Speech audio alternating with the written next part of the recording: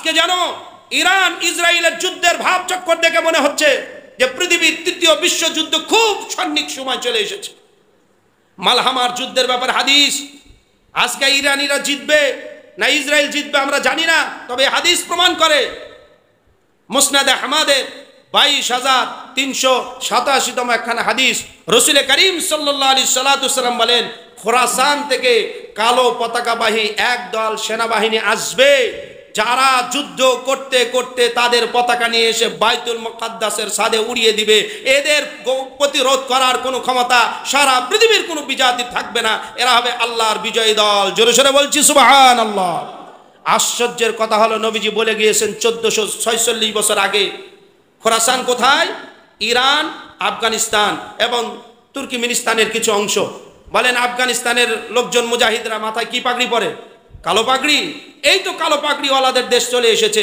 America 20 বছর ধরে যুদ্ধ করে পাশার মধ্যে লেজ দিয়ে কুত্তার মতো দেশ ছেড়ে ভেগে যেতে বাধ্য হয়েছে। জোরে বলেন ঠিক কিনা? ঠিক আফগানিদের মতো ঈমান অর্জন করা চায়, তেল মালিশ করে জিন্দেগি চলে না। 5 আগস্টে দেশ স্বাধীন করার জন্য এদেশের আলেম ওলামা আপামর জনতা রাস্তায় নেমেছিল বলেই তো শেখ হাসিনা ভেগে গিয়েছে। আজকে ক্ষমতায় যাওয়ার জন্য এক দল এত দাঁতে ধার দিতেছে, মানেটা কি? কি মনে করেছে তারা এতদিন কি করেছিল? সুতরাং কোন দল বা ব্যক্তির বিরুদ্ধে আমাদের আক্রোশ নয়, সবাই মিলে যেমন এই স্বাধীনতা এনেছি, এই স্বাধীনতা রক্ষা করার জন্য সকলের সম্মিলিত প্রচেষ্টা দরকার। জোরে বলেন ঠিক কিনা? পৃথিবীর দেশে দেশে আজকে যুদ্ধের দামামা বাজতেছে। এটা কেন হয়েছে? নবী আলাইহিস সালাতু ওয়াসসালাম বলেন, আমার উম্মত যখন সত্য বলার কাজ, আমর বিল মারুফ নাহি আনিল মুনকার, সৎ কাজের আদেশ অসৎ কাজের নিষেধ ছেড়ে দিবে, আল্লাহ তাআলা জালেমদেরকে তাদের উপর চাপিয়ে দিবে, তখন তোমাদের বুজুর্গরা দোয়া করবে, কিন্তু আল্লাহ দোয়া কবুল করবেন। আজকে চিন্তা করতেছে, এতদিন ইসরায়েলের বিরুদ্ধে দোয়া করলাম, ফিলিস্তিন শেষ হয়ে গেল, আবার ইরানকে ধরছে, ইরান শেষ হলে পরবর্তী টার্গেট পাকিস্তান, পাকিস্তান শেষ হলে বাংলাদেশ তো ভোঁ, এগুলো সব আলুর ভর্তা খাওয়া মরদ, পান্তা খায় সকালবেলা এই প্লেয়ার ধরার আগেই পোল্ট্রি মুরগির মতো শুয়ে বলে শেষ, বাবা তুই জবাই করার আগে আমি হার্টের আগে মরছি, যুদ্ধ করার দরকার নেই। অনেক বিশ্লেষক তারা তো একেবারে বড় বড় ফতুয়াবাজি গলাবাজি করতেছে। আরবের এক শায়েখের লেখা পরশু দিন দেখলাম, কয় যুদ্ধ কোনোদিন কল্যাণ বয়ে নিয়ে আসতে পারে না, সুতরাং ইরানের এই সময় এত মারমুখী আচরণ করা ঠিক হয়নি। জোরে সোরে বলেন নাউজুবিল্লাহ। হারামজাদার গোষ্ঠী কলজা পয়সে গেছে হারামি। যুদ্ধ কোনোদিন কল্যাণ বয়ে নিয়ে আসতে পারে না, এটা যেমন ঠিক নবী আলাইহিস সালাতু ওয়াসসালাম দিনকে প্রতিষ্ঠার জন্য যুদ্ধ করেছেন নাকি করেন নাই?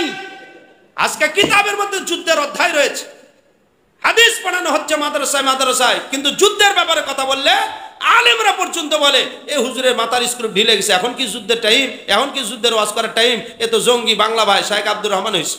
সরে সরে বলি নাউযু বিল্লাহি মিন যালিক। কোরআন দ্বারা প্রমাণিত যুদ্ধ হালাল না হারাম? যুদ্ধ নফল না ফরজ? আজকে হারামজাদার গোষ্ঠী ডোনাল্ড ট্রাম্প যেভাবে কথা বলে, মুসলমানেরা নামদারি 5-6টা গোলাম, বিশেষ করে সৌদি শায়েখরা, সৌদি বাদশারা, আরব জাহানের এই মানুষগুলি এত বড় 5-6টা কুত্তা হয়েছে। ডোনাল্ড ট্রাম্পের মতো একটা বেহায়া নির্লজ্জ ইহুদির বাচ্চাকে কোটি কোটি টাকার উপঢৌকন দিতে পারে, ফিলিস্তিনিদের জন্য এক পেয়ালা পানি আর এক কাচ্চা খেজুর তারা হাদিয়া দিতে পারে না। জোরে বলেন ঠিক কিনা? আবার ধর্মের বুলি আওড়ায় হারামজাদার গোষ্ঠী, ধর্মের বুলি আওড়াইতেছে, যুদ্ধ কল্যাণ বয়ে আনে না। তোর কাছ থেকে কল্যাণ শিখতে হবে হারামি। কল্যাণ অকল্যাণের মালিক কে? কল্যাণ অকল্যাণের মালিক কে? আপনি যদি আমার উপর আক্রমণ করেন, মুসলিম শরীফের একখান হাদিস শুনে রাখেন, রাসূল করিম সাল্লাল্লাহু আলাইহি ওয়াসাল্লাম বলেন, কোন ব্যক্তি যদি কারো ন্যায্য অধিকার পাওনা সম্পদের উপর হাত দেয়, কিন্তু সম্পদশালী লোকটা যদি তার আক্রমণ প্রতিহত করে, প্রতিহত করতে গিয়ে যেই ব্যক্তির সম্পদ হারিয়ে যেতেছে ওই ব্যক্তি যদি মারা যায় সে শহীদ, কিন্তু তার সম্পদ গ্রাস করতে গিয়ে যে মারছে সে যদি মারা যায় সে জাহান্নামী। জোরে সোরে বলি আল্লাহু আকবার। বলেন ইরানিরা আগে আক্রমণ করছে ইসরায়েলে, না ইসরায়েল গা খুঁজলে ঘা করতেছে? ওই হারামজাদার গোষ্ঠী সব জায়গায় পোকা আলগা হয়ে গেছে। সারা দুনিয়ার মুসলমানদের বাচ্চাদের জন্য এখন ফরজ আইন এই বিজাতির গোষ্ঠীকে দুনিয়ার থেকে উৎখাত করা। কারণ কোরআন বলেছে ওয়াবাউ বিগাদাবিন মিনাল্লাহ, কিয়ামত পর্যন্ত আল্লাহর গজব পড়বে হারামজাদা ইহুদির উপর। এটা কোরআনের আয়াত। কোরআনে পাকের 90টি আয়াতে আল্লাহ তাআলা ইহুদিদের বিরুদ্ধাচরণ করেছে। আর তুমি মিয়া মৌলভী সাহেব বড় মসজিদে নামাজ পড়াও, তুমি ইহুদিদের সাথে পা চাটাও গোলাম, তাদের সাথে আবার সরকারের সুরে সুর মিলাও। গতকাল বাংলাদেশ ইসলামী আন্দোলন বাংলাদেশের নায়েবে আমির একটা কথা বলেছেন, যে কথাটা খুবই গুরুত্বপূর্ণ। শেখ হাসিনা যখন ক্ষমতায় ছিল তখন ঢাকায় বলেছে সে তার সাংবাদিক সম্মেলনে এই কথা, যে জানেন আপনারা এই দেশের মানুষ সারা পৃথিবীর, বিশেষ করে ওই ঘুরে মুসলমানদের দুর্দিন, বাইতুল মুকাদ্দাসে মুসলমানদের দুর্দিন, সারা দুনিয়া এমন কোনো জায়গা নেই যেখান দিয়ে মুসলমানদের দুর্দিন আসেনি। মুসলমানদের উপর হামলা হয়, কোনো বিজাতির বাচ্চা উ আ করে না, বরং কোনো দেশ উ আ যেন না করে তাদেরকে তেল মালিশ করে। কিন্তু বাংলাদেশের শেষ সীমান্ত তেঁতুলিয়াতেও যেই কাদিয়ানির গোষ্ঠী রয়েছে যারা শেষ নবী মানে না, জোরে সোরে বলি না আউযুবিল্লাহ, এরা কাফের। এই কাদিয়ানির একজন ব্যক্তিকে তেঁতুলিয়াতেও যদি কিছু বলা হয়, সাথে সাথে আমেরিকা থেকে টেলিফোন করে শেখ হাসিনাকে বলে, তোমার মতো দেশে প্রধানমন্ত্রী থাকতে আমার লোকের ওপর হামলা হয় কি করে? তাহলে কাদিয়ানির সাথে আমেরিকার কি যোগাযোগ? প্রত্যন্ত অঞ্চলে একটা কাদিয়ানিকে কিছু বললে আমেরিকা থেকে ফোন আসে, আর সারা দুনিয়ার মুসলমানদেরকে পিষে মারে। এটার ব্যাপারে বলারও আমাদের অধিকার নাই। মানে এত বড় রোহিঙ্গা আমরা পুষিন করতেছে ভারত। ভারতের এত বড় সাহস কি করা হয়? ভারতের লেংটি খুলে যখন সেনাবাহিনীর মতো পিছনে লাল করে দেওয়া হবে, পুষিন করে দেশে নাগরিক পাঠানো ভুলে যাবে। জোরে বলেন ঠিক কিনা? কারণ সব জায়গাতে মিঠা মিঠা আলাপে কাজ হয় না। যদি পেরেক মারতে চান কাঠের মধ্যে, সারাদিন সুবহানাল্লাহ সুবহানাল্লাহ পড়ে কাঠে ফু দেন, ঢুকবে না। কিন্তু কাঠের উপর লোহা রাখেন, পাছায় হাতুড় দিয়ে লাগান, পরপর করে লোহা ঢুকে পড়বে কাঠের মধ্যে। জোরে বলেন ঠিক কিনা? এই বিজাতির গোষ্ঠী বেশি আঙ্গুল দিয়ে চুলকাচ্ছে, এদের সময় এসেছে পতনের। নবী আলাইহিস সালাতু ওয়াস সালাম আজকে জানো ইরান ইসরায়েলের যুদ্ধের ভাব চক্কর দেখে মনে হচ্ছে যে পৃথিবীর তৃতীয় বিশ্বযুদ্ধ খুব সন্নিক সময় চলে এসেছে। মালহামার যুদ্ধের ব্যাপারে হাদিস, আজকে ইরানিরা জিতবে না ইসরায়েল জিতবে আমরা জানি না, তবে হাদিস প্রমাণ করে। মুসনাদে আহমদের 22,387তম একখানা হাদিস, রাসূল করিম সাল্লাল্লাহু আলাইহি সাল্লাম বলেন, খোরাসান থেকে কালো পতাকাবাহী একদল সেনাবাহিনী আসবে, যারা যুদ্ধ করতে করতে তাদের পতাকা নিয়ে এসে বাইতুল মুকাদ্দাসের ছাদে উড়িয়ে দিবে। এদের প্রতিরোধ করার কোনো ক্ষমতা সারা পৃথিবীর কোনো বিজাতির থাকবে না। এরা হবে আল্লাহর বিজয়ী দল। জোরে সোরে বলছি সুবহানাল্লাহ। আশ্চর্যের কথা হলো, নবীজি বলে গিয়েছেন 1446 বছর আগে।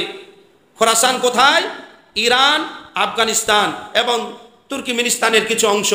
বলেন আফগানিস্তানের লোকজন মুজাহিদরা মাথায় কি পাগড়ি পরে? কালো পাগড়ি। এই তো কালো পাগড়িওয়ালাদের দেশ চলে এসেছে। আমেরিকা 20 বছর ধরে যুদ্ধ করে পাশার মধ্যে লেজ দিয়ে কুত্তার মতো দেশ ছেড়ে ভেগে যেতে বাধ্য হয়েছে। জোরে বলেন ঠিক কিনা? ঠিক আফগানিদের মতো ঈমান অর্জন করা চায়, তেল মালিশ করে জিন্দেগি চলে না। 5 আগস্টে দেশ স্বাধীন করার জন্য এদেশের আলেম ওলামা আপামর জনতা রাস্তায় নেমেছিল বলেই তো শেখ হাসিনা ভেগে গিয়েছে। আজকে ক্ষমতায় যাওয়ার জন্য এক দল এত দাঁতে ধার দিতেছে, মানেটা কি? কি মনে করেছে তারা এতদিন কি করা ছিল? সুতরাং কোন দল বা ব্যক্তির বিরুদ্ধে আমাদের আক্রোশ নয়, সবাই মিলে যেমন এই স্বাধীনতা এনেছি, এই স্বাধীনতা রক্ষা করার জন্য সকলের সম্মিলিত প্রচেষ্টা দরকার। জোরে বলেন ঠিক কিনা? এই জন্য ভাইয়ের আমার, বাপজানের আমার, ইরান তার দায়িত্ব শুরু করেছে, ইসরায়েল তার দায়িত্ব শুরু করেছে। ইসরায়েলের পতন সন্নিকটের সময়ে চোখ দিয়ে দেখা যাবে, কারণ নবীজি বলেছেন খোরাসান যেহেতু ইরানের মধ্যেই পড়েছে, আফগানিস্তানের মধ্যে পড়েছে, এক আফগানিস্তান আমেরিকাকে লাল চাবুক দিয়ে দেখায় দিয়েছে, আমেরিকার পতনও নিশ্চিত হবে। ট্রাম্পের পাগলামো শুরু হয়েছে। আল্লাহ তাআলা সকল মুমিন যদি একতাবদ্ধ হয়ে যায়, মুমিনদের সামনে সোনালী দিন আনবেন ইনশাআল্লাহ। সুতরাং আপনার আমার জন্য এখন গুনার কাজ ধরবো না ছাড়বো? আল্লাহর দরবারে গুনাহের কাজ থেকে ফিরে আসবো নাকি আসবো না? নাফরমানি কাজ থেকে আমি ফিরে আসি। আল্লাহ তাআলার এটা ওয়াদা। আল্লাহ তাআলা ওয়াদা করেছেন মুমিনকে বিজয়ী করা এটা আমার দায়িত্ব। ওয়া কানা হাক্কান আলাইনা নাসরুল মুমিনিন। কোন ব্যক্তি যদি ঈমানদার হয়, আল্লাহ বলেন তাকে সাহায্য করা আমি আল্লাহর জন্য ওয়াজিব করে নিয়েছি। জোরে সোরে বলছি সুবহানাল্লাহ। ওয়ালা তাহিনু ওয়ালা তাহজানু ওয়া আনতুমুল আ'লাউন ইন কুনতুম মুমিনিন। আল্লাহ বলেন তোমাদের টেনশন নাই, কোনো চিন্তা নাই, যদি মুমিন হও বিজয়ী করে দেওয়ার দায়িত্ব আমি আল্লাহ নিলাম। জোরে সোরে বলছি সুবহানাল্লাহ। সুতরাং ইরানের কি পরিণত হবে সেই চিন্তা আমার নাই। ইরানের রক্ষাকারী কে আছে দেখবেন, ইসরায়েলের কি হবে সেটা আমার ভাবার সমান নাই। কিন্তু আমার সামনে যদি এই যুদ্ধের দামামা বেজে ওঠে, আমি কি করব সেইটাই চিন্তার বিষয়। আল্লাহ জাল্লা শানুহু জুমার নামাজকে শুধু নামাজের জন্য না রেখে সারা এলাকার সমস্ত মুমিন এক জায়গায় হয়েছে। এখান থেকে ঈমানের পথে বলিয়ান হয়ে আল্লাহর আদালতে দাঁড়াবার ভয় নিয়ে আখিরাতের আমলগুলি বেশি বেশি করব তো ইনশাআল্লাহ রব্বে জালিল কবুল করুন। ওয়া আখির দাওয়ানা আনিল হামদুলিল্লাহি রাব্বিল আলামিন।